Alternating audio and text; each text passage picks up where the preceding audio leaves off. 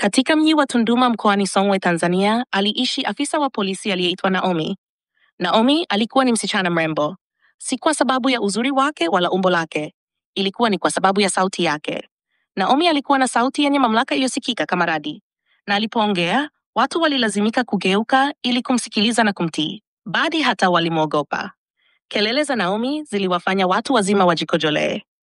Tangu Naomi alipokuwa mtoto mdogo, siku zote alikuwa akitamani kuwa polisi wa kike, kuwakamata wahalifu na kusaidia jamii yake. Wakati watoto wengine wa umri wake walitazama katuni, Naomi alipendelea kutazama filamu za polisi. Mama na baba hawakuelewa ni kwa nini binti yao alipenda sana filamu za polisi. Akiwa na umri wa miaka 12 tu, Naomi alikuwa tayari amekariri katiba, kanuni na miongozo mbalimbali ya sheria za nchi. Nitakukamata nitakapokuwa afisa wa polisi, Naomi angetishia kwa utulivu. Naomi alikuwa jasiri na hana woga. Na kadri miaka ilivyopita, wenyeji walimuita afisa Naomi kwa sababu ya jinsi alivyovaa na hata jinsi alivyotembea barabarani kama askari. Kila mtu alikuwa na uhakika kwamba Naomi bila shaka angekuwa afisa wa polisi atakapokuwa mtu mzima. Miaka kadhaa baadaye, Naomi alijiunga na jeshi la polisi mara tu baada ya kuhitimu kutoka chuo kikuu, kama vile kila mtu alivyotabiri. Na baada ya mafunzo yake katika chuo cha polisi, Naomi aliomba kuhamishiwa mji wao wa Tunduma mkoani Songwe, Tanzania. Hapo ndipo Naomi akaanza kupanda vyeo. Uwepo wa Naomi mjini hapo ulipelekea wahalifu kupata hofu. Alikuwa mvumilivu na mchapa kazi na watu walimpenda. Kila siku baada ya kazi alipokuwa akitembea barabarani, wenyeji wangemsalimu kwa upendo na heshima. Naomi alijisikia fahari kutumikia jamii yake kwa haki na usawa, kama vile alivyotaka siku zote. Miaka michache baadaye, afisa Naomi alihamishiwa makao makuu ya serikali na alipandishwa cheo na kuwa inspekta kwa sababu ya mafanikio yake mengi huko Tunduma. Hapo ndipo maisha yake yalipobadilika. Naomi alianza kushirikiana na wanasiasa, wafanya biashara wakubwa kufanya uhalifu na polepole Naomi alianza kupoteza maadili na heshima aliyopewa na jamii kwa miaka mingi. Alianza kupuuzia pale uhalifu ulipotendwa na wale ambao walidai kuwa wapo juu ya sheria. Miezi michache baada ya Naomi kuhamia makao makuu, alinunua gari, alinunua ardhi na alianza kujenga. Alianza kutuma pesa nyingi kwa wazazi wake kila mwezi. Alikutana na mwanaume tajiri mzuri aliyeitwa Willy na walipendana. Na katika miezi michache walioana kwa haraka. Miaka michache baadaye, Naomi na Willy walikuwa na watoto wawili wazuri. Kila kitu kilienda vizuri kwao. Naomi alikuwa akiishi maisha mazuri. Alikuwa na nyumba nzuri, kazi iliyompa heshima nyingi na uhusiano na watu muhimu katika serikali. Naomi akawa mmoja wa maafisa wa kike wanaoheshimiwa zaidi na kuogopwa katika makao makuu ya polisi. Siku moja, mwanamke tajiri aliyeitwa Bibi Sara aliingia kwenye kituo cha polisi na akaomba kumwona Inspekta Naomi. Bibi Sara alikuwa mke wa mwanasiasa tajiri. Siku hiyo Naomi alimpeleka Bibi Sara ofisini kwake na kuanza, "Bibi Sara, karibu sana, nikusaidie nini?" Naomi aliuliza kwa tabasamu usoni mwake. "Inspekta Naomi, si mzima? Nahitaji msaada wako, binti yangu pekee amempenda kijana duni asiyekuwa na chochote. Jina lake ni Tanu, na binti yangu amekataa kumwacha. Nimejaribu kuwatenganisha na kumwozesha kwa kijana aitwaye Felix, mwanaume niliyemkubali, lakini amekataa. Inspekta, nahitaji umshughulikie huyo kijana duni tena masikini. Mpe kesi na afungwe gerezani milele." Bibi Sara alisema, akijawa na hasira. "Bibi Sara, tafadhali tulia. Acha nifikirie kwanza hili. Kijana huyu anayezungumziwa hakufanya uhalifu wote mbaya, sivyo? Anampenda binti yako na amekataa kuachana naye, sivyo?" "Ndiyo, Inspekta. Lakini umesema hajafanya uhalifu dhidi yangu. Amefanya dhambi kubwa. Maskini anawezaje kumpenda binti yangu, Inspekta? Nahitaji unisaidie," Bibi Sara alisema. Bibi Sara, hii itakuwa ngumu kidogo. Kijana huyu anayezungumziwa hajafanya uhalifu wowote."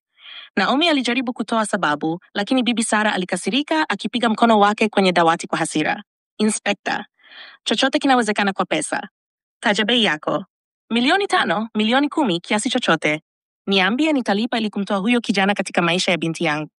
Wakati Inspekta Naomi aliposikia milioni, alipoteza akili na mara moja akakubali ombi la Bibi Sara. "Bibi Sara, usijali.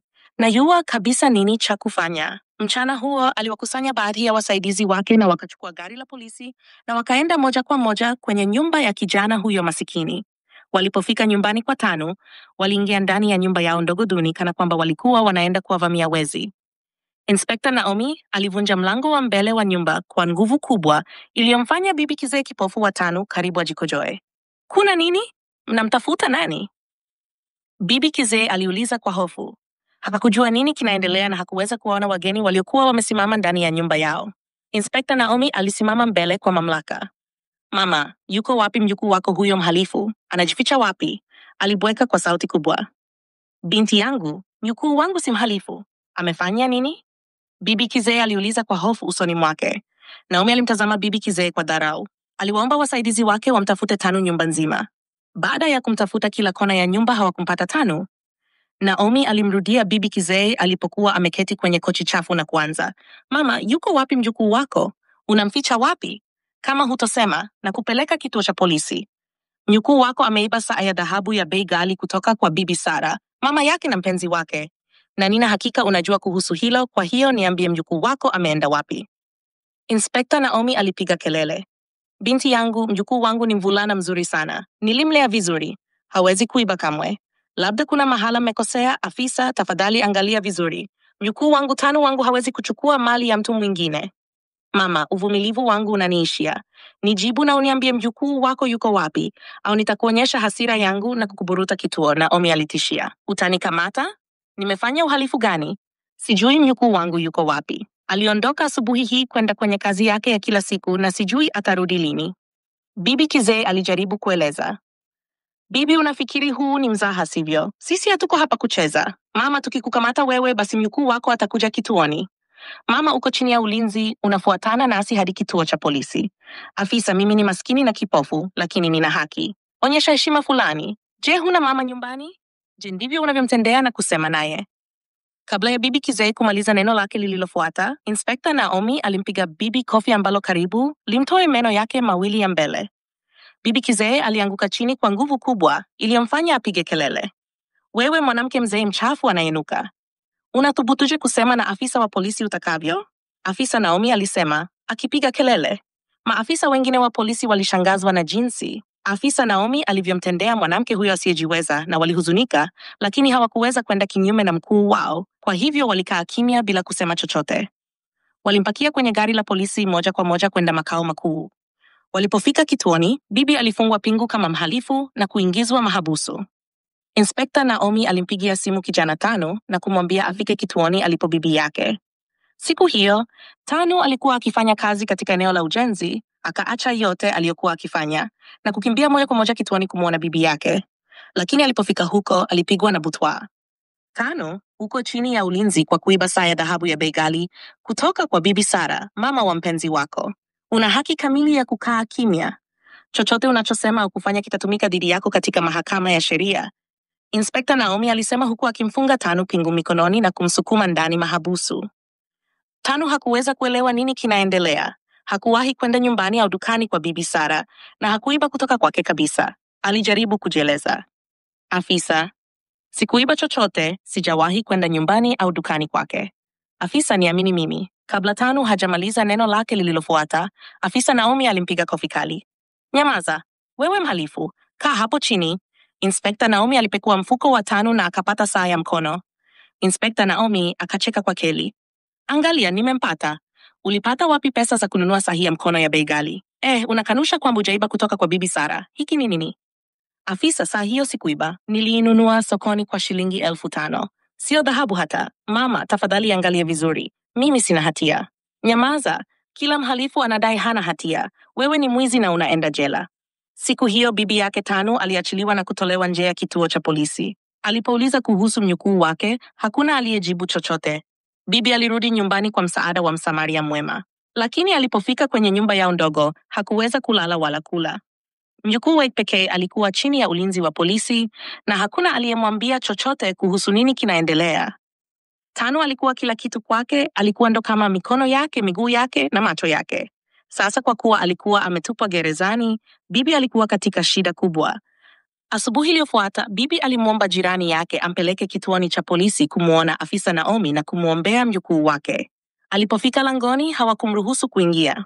Inaonekana afisa Naomi alikuwa ametoa maagizo kwa mlinzi wa lango asiruhusu aingie. Bibi alisimama nje ya lango chini ya jua kali tangu asubuhi hadi jioni na hakuna aliyemwangalia hata kwa sekunde moja. Hadi kufikia siku ya tatu, mmoja wa maafisa wa polisi, Koplo John, ambaye aliongozana na afisa Naomi kumkamata Tanu, alimwona bibi kituoni kisha alimwendea na kumsalimia. Mama, shikamoo, kwa nini uko hapa tena? Mwanangu, siwezi kwenda nyumbani. Mjukuu wangu alikamatwa na sijui nini kinaendelea. Hakuna anayeniambia chochote. Siwezi kwenda nyumbani mpaka nimwone mjukuu wangu. Koplo John alipumua kwa huzuni na wasiwasi na kuanza. Mama, lazima nikuambie ukweli. Mjukuu wako hawezi kutoka mahabusu hivi karibuni. Mama, mjukuu wako hakuiba. Lakini ilibidi tudanganye ili kumwekea kesi ili tuweze kumkamata na kumweka hapa. Inspekta Naomi hatamwachilia hata ufanye nini. Mama, ningekushauri umtafute bibi Sara na umwombe msamaha. Hiyo ndio njia pekee ya mjukuu wako kuachiliwa. Mjukuu wake alishtakiwa kwa uongo na kutupwa gerezani na mwanamke mwenye nguvu, na hawezi kufanya chochote kuhusu hilo. Bibi alilia sana siku hiyo.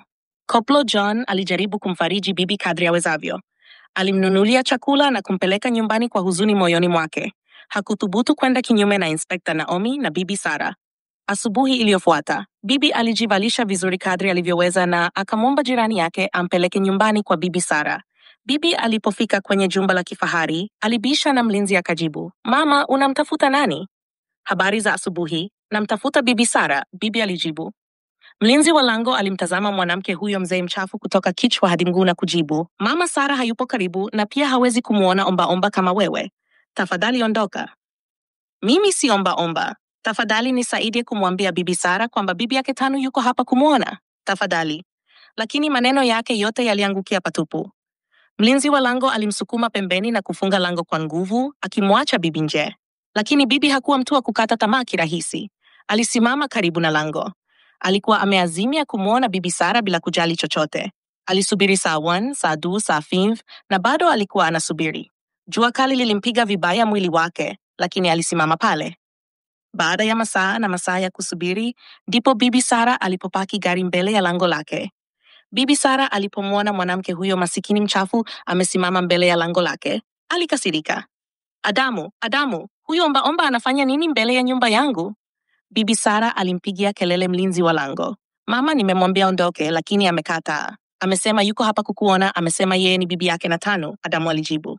"Nini? Anafanya nini hapa? Sitaki kuona uso wake wa kimasikini. Akijitokeza hapa tena, utapoteza kazi yako. Umeelewa?" "Ndiyo mama, samahani mama. Haitatokea tena." Kisha Adamu akamfukuza bibi mbali zaidi. Bibi aliendelea kurudi kila siku, na kila mara alifukuzwa na walinzi. Alitembelea kituo cha polisi, lakini hawakumruhusu kumwona afisa Naomi wala mjukuu wake. Wiki zilipita na bibi alihuzunika sana. Alikuwa amejaribu yote aliyoweza kupata msaada, lakini hakuna. Alilia mchana na usiku. Mara nyingi alilala njaa kwa sababu hapakuwa na chakula wala pesa za kununua chakula. Tanu alikuwa kila kitu chake. Wakati mwingine majirani zake wema walimletea chakula ili asife njaa. Majirani zake walijitahidi kadiri walivyoweza kumsaidia. Usiku mmoja bibi alipolala kwenye mkeke wake, alilia kwa uchungu sana. Mungu, utanilipizia kisasi mnyane mimi. Alinipiga kofi na kuniita ninanuka na mchafu. Alimkamata mjukuu wangu na kumshtaki kwa uongo na wizi. Maisha yake yaanze kunuka. Kila anachokigusa kianze kunuka. Hali yake halisi ianze kunuka. Bibi Sara alimkamata mjukuu wangu kwa sababu binti yake amekataa kumwacha mjukuu wangu. Mungu, nilipizie kisasi. Bibi alihisi uchungu kwa kuporwa amani yake. Iwe hivyo, bibi alisema huku akilia kwa uchungu. Maneno ya bibi yalichukuliwa na upepo wa usiku na dunia ikayashuhudia. Hewa, maji, yote yalishuhudia na hukumu ilitolewa ipasavyo. Wiki hiyo hiyo, balaa lilitokea nyumbani kwa bibi Sara. Mume Wake Williams alikamatwa na tume ya uhalifu wa kiuchumi kwa kuiba fedha za umma na akaunti zao zote ziligandishwa. Mali zao zilikamatwa na serikali. Kama kwamba haitoshi, duka la bibi Sara ambalo lilijazwa vitambaa vya gharama kubwa, nguo pamja na vito vya thamani, liliteketezwa na moto ambao hakuna aliyejua ulianzaje. Na utajiri wa bibi Sara ulipunguzwa na kuwa majivu usiku kucha. Dhoruba ya balaa haikuishia nyumbani kwa bibi Sara. Ilimtembelea na Inspekta Naomi pia, na adhabu yake ilikuwa ya kipekee. Naomi aliamka asubuhi mmoja kama siku nyingine yoyote na kwenda chini kumsalimia familia yake na kula kifungua kinywa. Lakini mara tu alipoenda sehemu ya kula, mume wake na watoto wake wote walishika pua zao kwa kichefuchefu na kero. "Mpenzi, harufu gani hiyo?" Mume wa Naomi alisema kwa kununa usoni mwake. "Harufu gani mpenzi?" "Siwezi kuhisi chochote," Naomi alijibu. Naye alishangaa. Mama, wewe unanuka, ni kama nyama iliyooza. Watoto wako walisema. Uho, utani wa aina gani huu? Unamaanisha nini? Mimi ninanuka? Nilikuwa nimeoga kabla sijateremka chini. Mpenzi, tafadhali rudi juu kaoge na tafadhali tumia dawa ya kuondoa harufu ya mwili. Tafadhali kabla hujatua na harufu yako ya mwili. Naomi alishangaa. Huu haukuwa utani hata kidogo, kwa kuzingatia mwitikio wa mume wake na familia yake. Na hata mfanyakazi wa ndani alikuwa ameshika pua yake kwa kichefuchefu. Naomi alinusa shati lake na kwapa, lakini harufu yake ilikuwa ya kawaida. Kwa hivyo, nini kiliendelea? Ili asibishane na mtu yeyote, alirudi juu kuoga tena. Wakati huu alitumia sabuni zote za mwili zenye harufu nzuri alizopata kutoka Dubai. Alisugua ngozi yake mpaka ikawa nyekundu. Na alipomaliza kuoga, alijimwagia manukato yote ya bei ghali kutoka Dubai. Lakini familia yake ilisema bado ananuka kama nyama iliyooza. Walisema harufu ilikuwa imeongezeka hata. Naomi alikasirika asubuhi hiyo na akaondoka nyumbani kwenda kazini. Lakini mara tu alipoingia kituoni cha polisi, kila mtu aligeuka akishika pua yake kwa kichefuchefu, wengine hata wakikimbia nje kutema mate au kutapika. Naomi alishtuka. Kwanza ilikuwa familia yake, sasa kituo cha polisi. Hakika kuna kitu kibaya kiliendelea. Naomi alijaribu kumkaribia mmoja wa wenzake wa kike, Inspekta Zena, kumuuliza ikiwa kweli ananuka, lakini Zena alimrudia nyuma na haraka akavaa barakoa ya pua. Naomi, nini kimetokea? Kwa nini unanuka hivi? Ulianguka ndani ya shimo la chinjani kuja hapa. Tafadhali, sogea. Sogea. Harufu hii haiwezekani. Naomi alipigwa na bumbuazi. Kulikuwa na shida. Siku hiyo, bosi katika kituo cha polisi alimwomba aondoke na arudi nyumbani kujitunza. Alimwambia asirudi mpaka harufu yake iwe imepona. Naomi aliondoka kituoni cha polisi kwa aibu. Alioga mara 2 asubuhi hiyo na kuhakikisha alipulizia manukato mengi ambayo wenzake walikuwa wakisifu. Sasa hakuweza kuelewa nini kiliendelea. Ilikuwa kama maisha yake yalikuwa yakigeuka chini juu. Naomi alisimama kwenye duka kubwa kununua sabuni tofauti za mwili. Lakini mara tu alipoingia kwenye duka kubwa, wateja wengine wote waligeuka kwa kichefuchefu kana kwamba walikuwa wamehisi kitu kibaya sana. Naomi alitolewa nje ya duka kubwa na meneja. Samahani, Inspekta. Oh, lakini harufu yako ya mwili inawafanya wateja wengine kutojisikia vizuri. Siwezi kuwapoteza kwa sababu yako. Naomi alikuwa na siku mbaya, lakini mabaya zaidi yalikuwa bado hayajafika. Alipofika nyumbani, familia ilimwambia kwamba harufu yake imeongezeka mara 100. Mtoto wake mdogo hata alitapika kwa sababu ya harufu.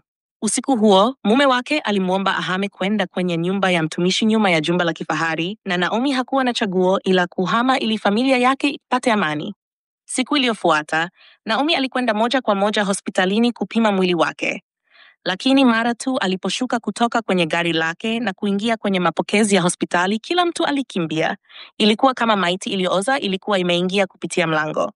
Naomi alikuwa ameaibika na kuogopa na hali yake.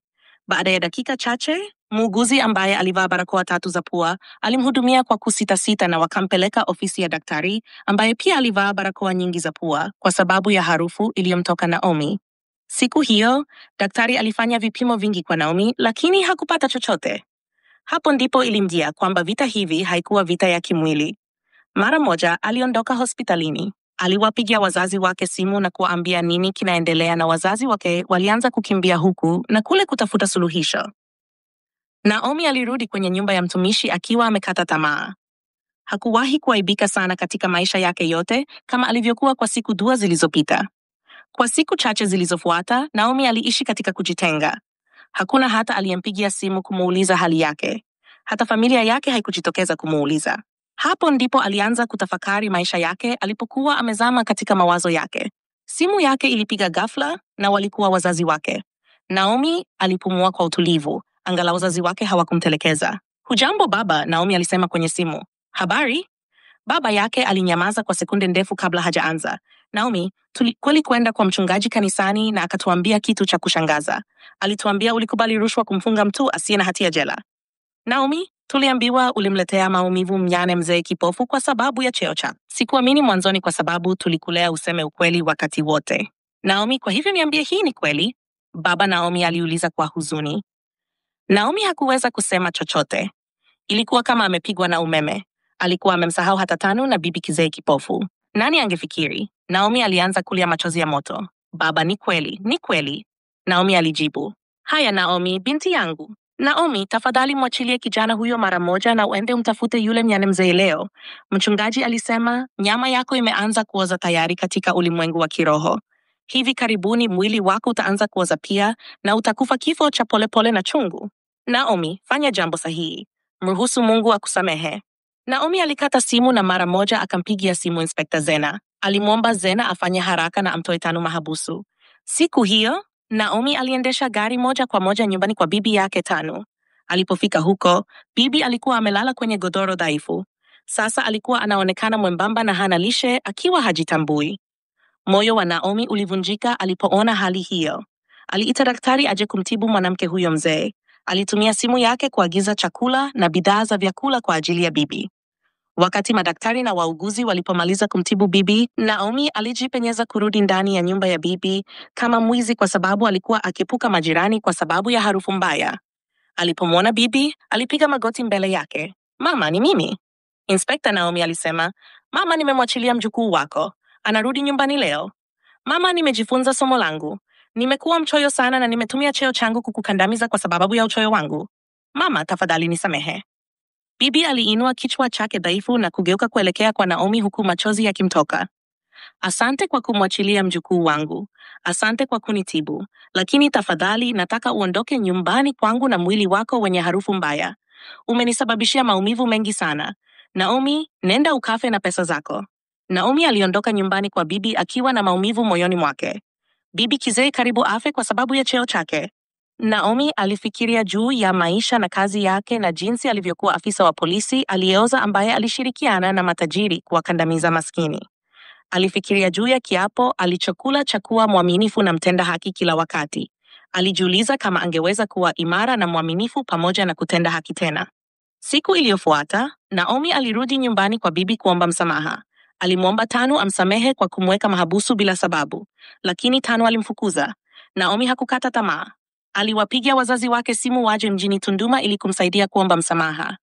Na wote walikwenda nyumbani kwa bibi yake Tani kumwombea msamaha.